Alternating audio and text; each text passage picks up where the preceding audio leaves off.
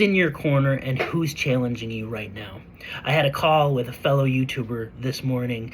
He's building a group of men, dads, who are trying to hold each other accountable. He's focused on fitness, which I could use a little bit of fitness in my life. And we had a call to talk about some things this morning. And honestly, just that brief conversation fired me up so much.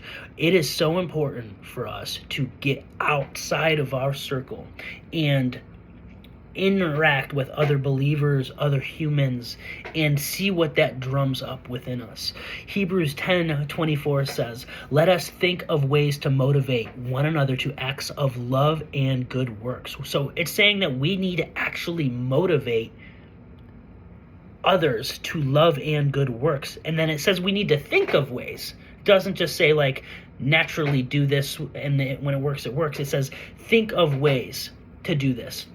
And then verse 25, a lot of people talk about this in regards to the church as a whole, but I think we need to pull it back a layer. And let us not neglect our meeting together, as some people do, but encourage one another, especially now that the day of his return is drawing near. So I just want to encourage you today, where in your life do you need to go out and meet? Not just at the church body, at the church structure. Oftentimes when we go to church, we talk about the mundane, the simple things, the weather, the sports teams, and then we go home and it's it.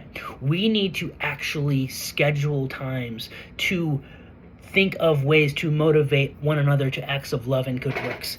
So my call this morning just really inspired me to be reminded of how important it is to get outside of ourselves. As men, we need other men in our corners to challenge us and to maybe question our thinking, or maybe there's some ideology we need to reconcile with. And as women, there is a need for women to have other women in their lives that can impact, motivate, hold space for them.